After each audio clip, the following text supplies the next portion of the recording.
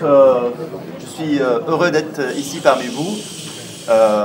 Bon, pour moi, c'est une histoire aussi particulière avec OrthoPartner parce que, pour ma part, j'ai toujours cette croyance que nous sommes les maîtres et c'est à nous de développer notre biomécanique et d'aller de l'avant. Et puis l'outil, il est là pour maximiser les chances d'avoir les meilleurs résultats possibles.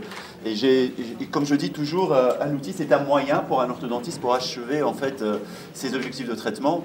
Alors, je suis passé par différents types d'outils. Et à certains moments de ma carrière, il y a eu cette ambition en fait d'aller un peu plus de l'avant, de développer beaucoup plus une mécanique efficiente et surtout être prédictible. C'est en fait le mot d'ordre. Et au bout d'un certain temps, j'ai essayé un certain nombre de techniques autoligaturantes et puis je me retrouve avec le Genius et d'emblée, ça m'a donné une entière satisfaction. Et maintenant, j'ai essayé de développer un peu plus parce que je trouve que aujourd'hui, les mini-vis, de par leur simplicité, ça apporte un avantage indéniable dans notre pratique et ça permet en fait de résoudre des situations que biomécaniquement nous empêchaient d'aller de l'avant. Alors, on va voir comment on peut repousser les limites, mais en toute honnêteté, c'est une mise au point tout d'abord sur les limites, parce que moi je trouve que c'est très important pour nous, orthodontistes, de respecter les limites et de voir réellement ce que nous pouvons faire, mais ce que nous n'avons pas le droit de faire. Et étant médecin, je crois qu'il y a des limites qu'il faut respecter, c'est les limites anatomiques, c'est-à-dire on ne peut pas déplacer les dents au-delà de leur support osseux et parodontal.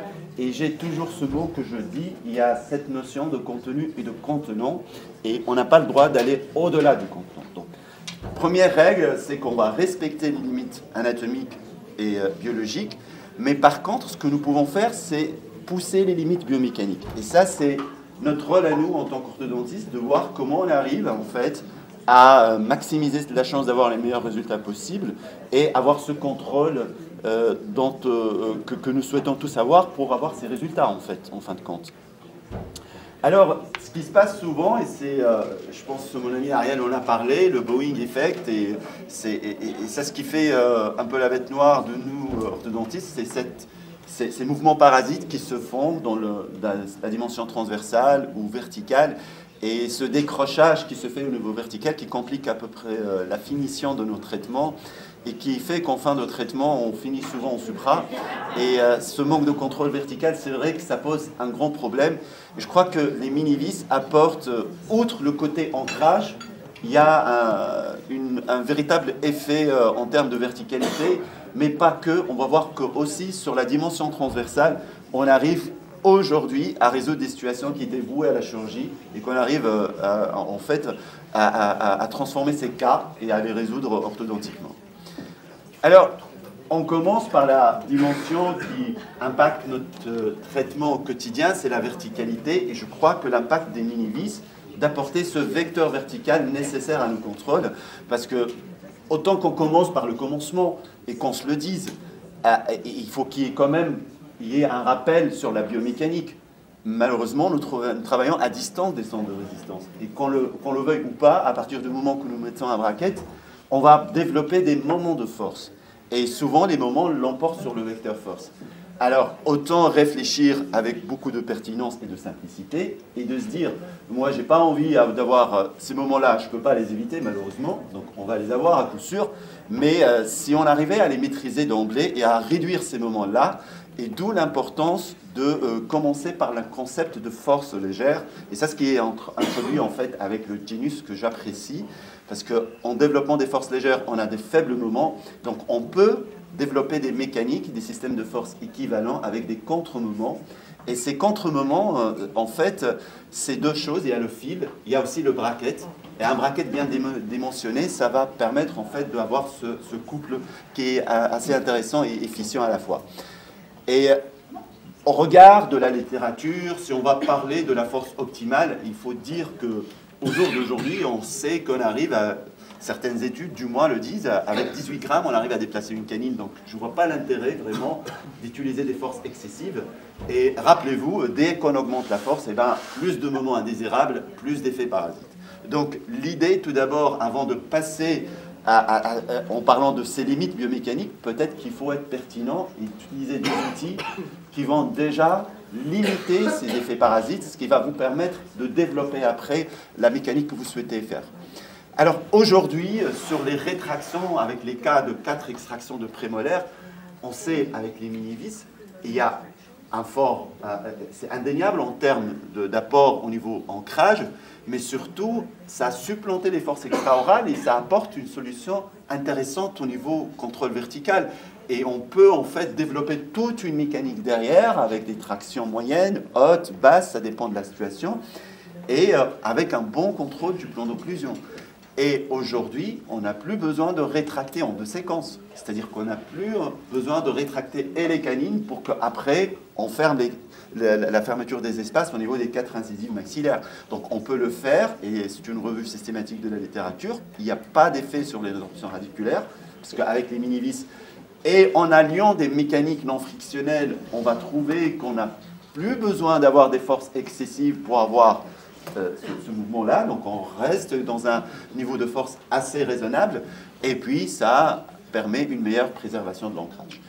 Donc sur le Genius, c'est le protocole que je vous propose, c'est que maintenant on commence par des séquences de nivellement, de correction des rotations, et ce qui est nouveau avec le Genius Advanced, avec le 18-18, ça développe des couples intéressants, et sur le plan biomécanique, ça permet rapidement de contrôler les types et d'impacter la position des racines.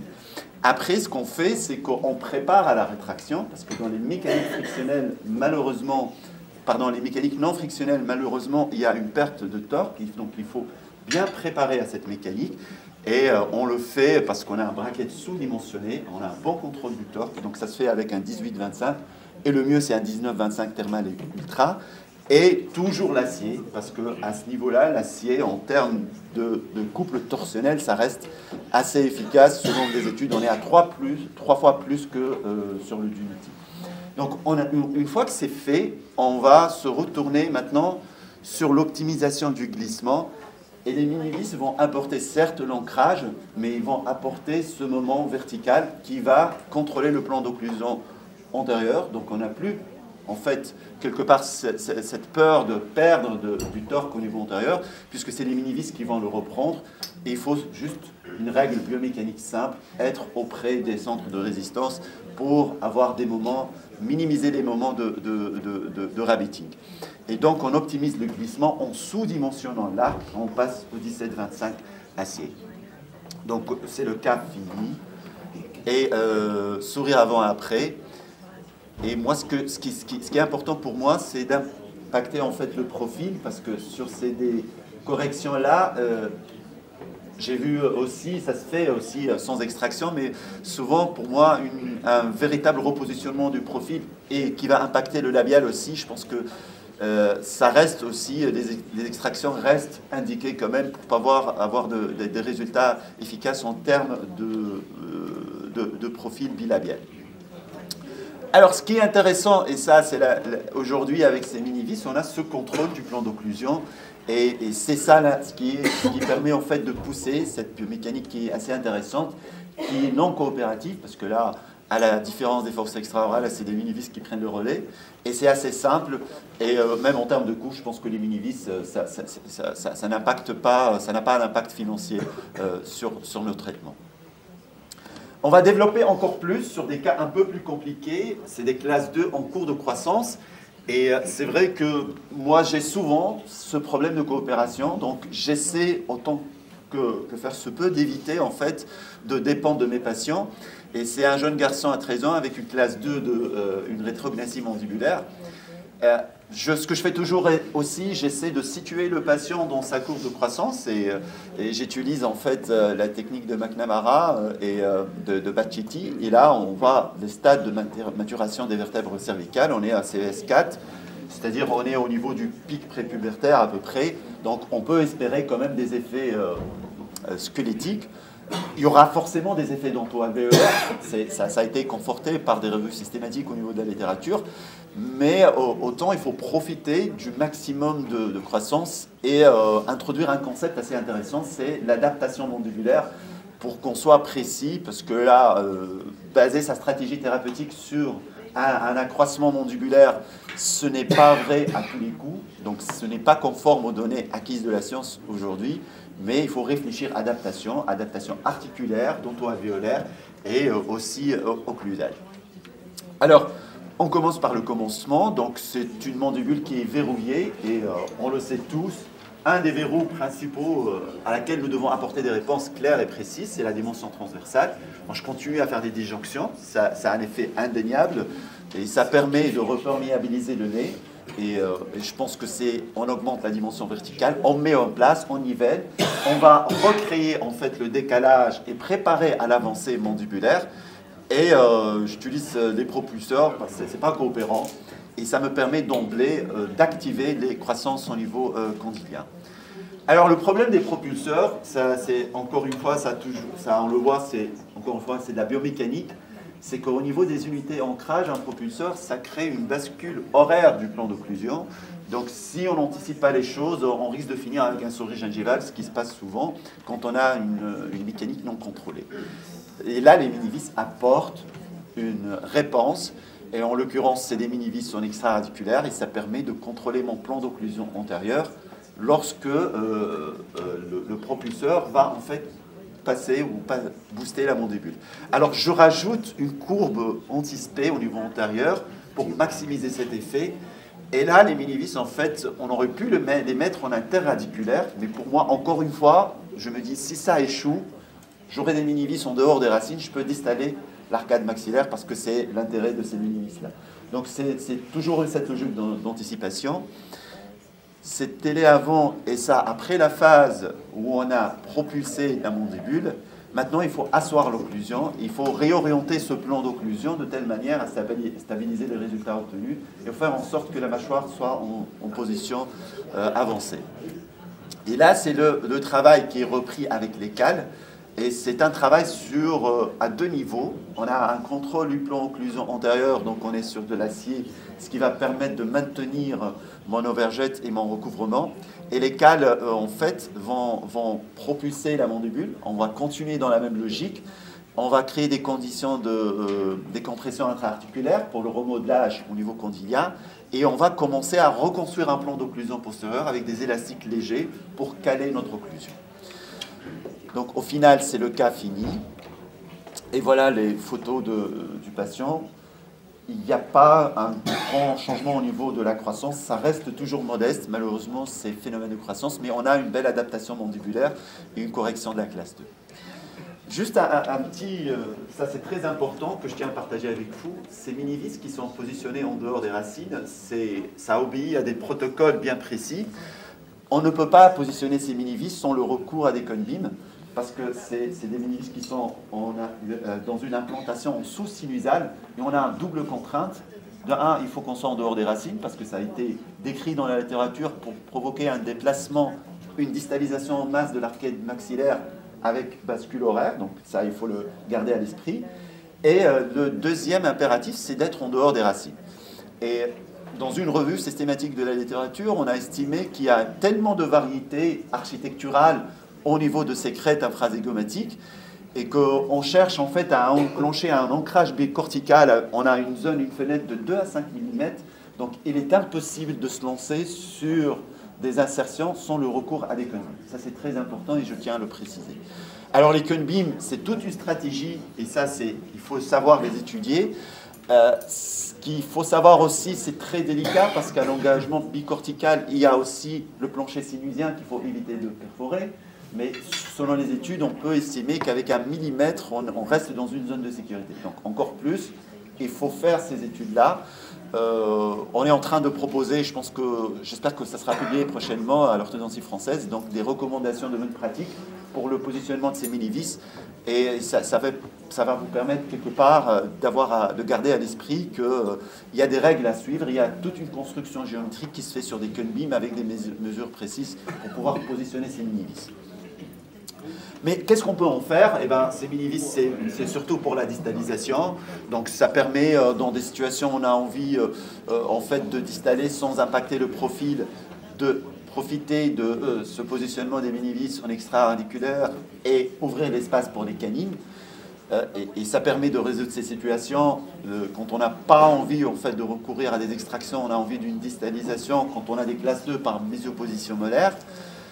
Ça permet aussi, dans des situations beaucoup plus compliquées, de recréer en fait, l'espace en faisant appel à un ancrage indirect, comme le cas pour ce patient, et on se retrouve en fait, c'est un cas assez compliqué, une canine incluse avec des prémolaires en position palatine, un encombrement assez important.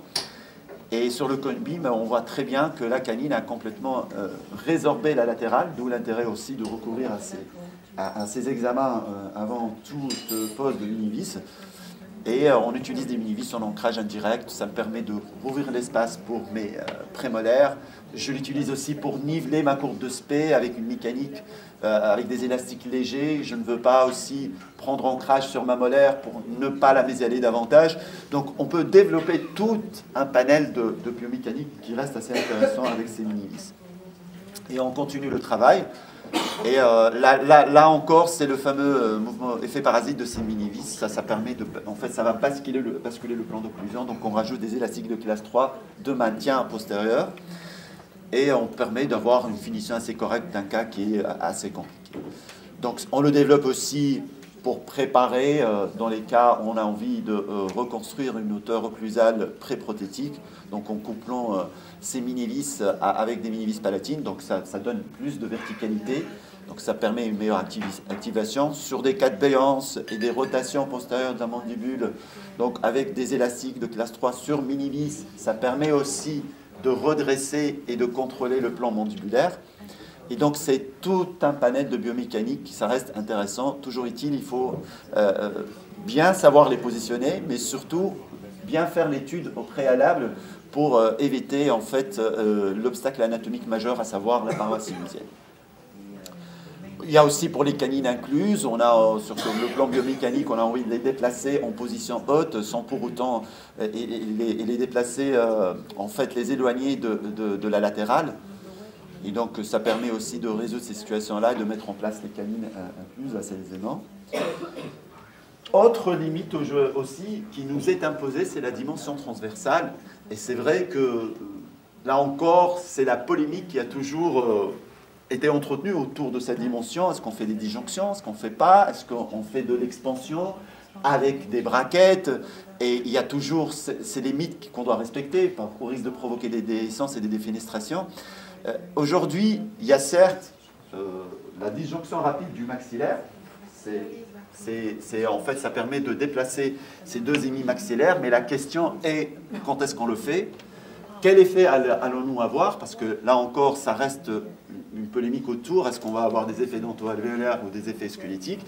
Et c'est vrai que jusqu'au jour d'aujourd'hui, c'est la puberté qui limite un peu, qui nous oriente sur la décision. Mais il faut qu'on soit précis aussi en termes de résultats que nous souhaitons avoir. Alors, pour rappel, donc, comme disait Bert Nielsen, donc il y a trois types en fait de trois stades, mais aujourd'hui on en est même à 5. Et le stade où il y a une forte interdigitation, donc réellement une fusion partielle ou totale, d'ailleurs, de cette suture, ne nous permet pas une réelle disjonction, mais du moins, il faut nuancer la réponse. Si on va faire une disjonction rapide, nous aurons plus d'effets dento-alvéolaires que squelettiques, avec les conséquences parodontales qu'on connaît tous. Et surtout, ça va impacter davantage la dimension verticale, puisque là encore, on va faire de l'extrusion au niveau des unités d'ancrage au niveau molaire. Alors, aujourd'hui, les mini-vis apportent des solutions, et c'est un cas qui est venu me voir, il a 18 ans, et avec un inversé d'articulé unilatéral. Et c'est vrai que là encore, la question, est-ce que disjonction, distraction, ou plutôt, est-ce qu'on va en mettre des braquettes? Et quand on voit, en fait, toute la classe 2 est la conséquence de ce déficit transversal. Et il y a des études aussi qui essaient de nous orienter sur les stages de fracturation cervicale. J'ai vu ces études-là. Ce qu'il en ressort, c'est qu'en CS1, CS2 et CS3, on aura plus d'effets squelettiques que dento-alvéolaires. Mais en termes de CS4, on ne sait pas. On a vu des patients en CS4, voire CS5, avec une fusion partielle de la suture intermaxillaire. Donc on ne sait pas, on fait une disjonction, mais la question, encore une fois, faire une disjonction à cet âge-là, peut-être qu'il y aura des effets dento-alvéolaires, beaucoup plus que d'effets squelettiques. Ce qui est recommandé à ce niveau-là, c'est de faire des cone beams. Au moins, on peut approcher la réalité des choses et voir ce qu'il en est. Et sur les Kunbeam, moi, quand je vois des déhiscences et des fenestrations comme ça, avec des reconstructions faciales où il y a une forte version des molaires maxillaires, je ne suis pas tenté de faire une expansion par un outil, par des braquettes, ou par même une disjonction rapide en prenant un crash sur les molaires. Donc j'ai envie d'éviter tout ça. Et encore plus, je suis conforté sur mes coupes coronales, parce que là encore, à ce niveau, je n'ai pas d'os, je n'ai pas suffisamment d'os, donc je ne vais pas encore déplacer en dehors de ma charpente. Et quand on voit les coupes axiales ici, on arrive à voir cette suture qui est partiellement fusionnée. Donc là encore, je crois que la décision est claire. Il faut soit on passe à une disjonction chirurgicale, soit ça va être fait par mini-vis. Alors moi, le protocole que j'utilise beaucoup le MSE du professeur Olmoun. Je pense que c'est un outil assez intéressant. Et ça permet une distraction des deux imimaxillaires. Ce qu'il faut savoir, les bagues sont utilisées pour positionner le distracteur. Ce n'est pas les bagues qui vont faire la disjonction. La disjonction sera réalisée par 4 mini-vis. Et c'est des mini-vis en ancrage bicortical. Ça, c'est très important d'engager les deux corticales, palatine et la corticale du plancher nasal.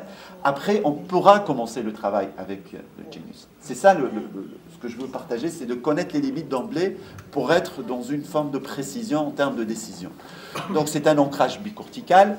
Ça permet une réelle séparation des sutures de manière parallèle. On est à proximité du centre de résistance. Et puis, ce qu'il faut, c'est encore une fois cet ancrage bicortical, c'est pour séparer cette suture ptérygomaxillaire. Parce que c'est là où on va avoir l'effet squelettique recherché.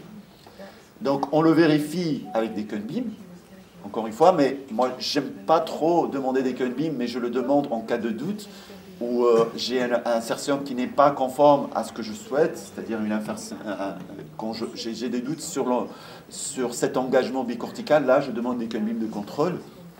Et ça permet, en fait, d'emblée, d'être dans une forme de sécurité. Donc, un cas d'une patiente qui a été traitée avec distracteur, et là, encore, elle vient me voir, on a une totale endognathie maxillaire, et là, je ne pourrai pas d'emblée faire des versions, on risque d'impacter le parodonte, et on commence par une distraction. Et d'emblée, on va augmenter la dimension transversale, et puis c'est le travail qui va finir en fait avec les attaches. Alors vous voyez très bien qu'une fois que la distraction elle est réalisée, donc on maintient en fait le distracteur, j'enlève les bagues, parce qu'encore une fois les bagues c'est pour guider le mouvement, on enlève le distracteur, on le laisse en place le temps qu'il y a formation d'un tissu osseux mature. Et là, entre-temps, on fait le travail avec le Genius. On continue le travail au niveau du contrôle du torse, de la forme d'arcade, correction des rotations. Et ça permet en fait d'avancer assez rapidement. Là, sur cette patiente, il n'y a pas eu un ancrage bicortical par contre du côté gauche, ce qui a fait qu'à ce niveau-là, on voit très bien cette version molaire. Ça, c'est un effet parasite. Donc, il faut faire attention, c'est un protocole assez délicat. Aujourd'hui, ce que j'essaie de développer, c'est une étude aussi, comment protocoliser tout ça et faire en sorte qu'on est sûr d'avoir cet ancrage bicortical. Mais ça reste assez intéressant, en fait, dans la mesure où ça évite aussi d'avoir ces fameux mouvements parasites et ces effets néfastes sur le parodonte. Alors, juste pour vous dire qu'avec OrthoPartner, on essaie aussi de développer ces mini-vis. Et j'ai proposé à OrthoPartner qu'on fasse un kit qui va simplifier en fait davantage la pratique de ces outils. C'est un concept que j'ai appelé 4.2. C'est 4 références de mini-vis avec 2 localisations majeures. Et on va développer toute la biomécanique derrière. Et c'est des mini-vis en inter et en extra-radiculaire. Ce sont les 4 références que je trouve que ça va répondre à la plupart de notre demande. Ça exclut en fait le MSE qui est une technique à part parce qu'il s'est proposé avec 2 types de longueur de mini-vis, de 11 et de 13 mm. Mais là encore, il ne faut pas standardiser. Je crois qu'avec une étude Kunbeam, ça va vous permettre de sélectionner la mini-vis qu'il faut. Et ce concept en interradiculaire, extraradiculaire, pour moi, c'est les sites essentiels pour développer toute la mécanique que nous souhaitons. Et voilà, c'est ce starter kit qui est assez intéressant. Autour de ces 4 références, on va voir comment les plans biomécaniques, comment la pose, les techniques de pose. Tout ça est développé aussi autour d'une formation qu'on fait au cabinet à Tunis. Et ce que je trouve le plus, pour moi, ce qui est le plus important, c'est l'atelier radiologie, parce que je trouve qu'aujourd'hui, on voit beaucoup sur les mini-vis qui sont positionnés, mais sans une étude radiologique précise. Et on va voir quand est-ce qu'on indique les cone beams. Et quand on indique le cone beam, il faut quand même savoir mesurer pour pouvoir sélectionner la longueur de la mini-vis qu'il vous faut. Encore une fois, quand on est en sous-sinusal, il faut savoir, dans une insertion oblique, quelle quantité d'os nous avons pour pouvoir mesurer exactement la partie endo-osseuse enfouie au niveau de la mini-vis. Et je vous remercie pour votre attention.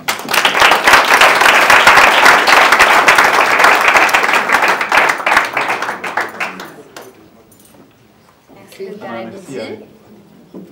C'est très intéressant. Est-ce que quelqu'un aurait une question? Oui. Oui. Est-ce que ça fait mal, du coup, cette distraction clinique? Est-ce que c'est douloureux pour le patient, la distraction avec les mini-vis? Honnêtement, en post-opératoire, c'est douloureux. Alors, lors de la pause, par contre, quand on se rapproche du plancher nasal, le patient, il vous dit « je ressens des picotements au niveau du nez ». Donc c'est vraiment, mais en post-opératoire, c'est douloureux. Donc moi, je prépare mes patients, je leur donne d'emblée des antalgiques avant même de commencer la pause, mais je leur dis qu'on aura un après-midi pas agréable. Voilà. Mais je présente la chose, je leur dis soit on va faire ça, soit on va le faire chirurgical. Donc c'est vrai que j'ai beaucoup d'aléas à gérer après. Et sur combien de temps ça s'active? Alors, c'est le protocole qui a été décrit par le professeur Wenmoon. Pour les adultes au-delà de 20 ans, il faut 4 à 6 activations les 2-3 premiers jours, jusqu'à l'ouverture du diastème interincisif. Après, on reprend 2 activations par jour. Voilà. Ok. Merci. Dr. Cameron.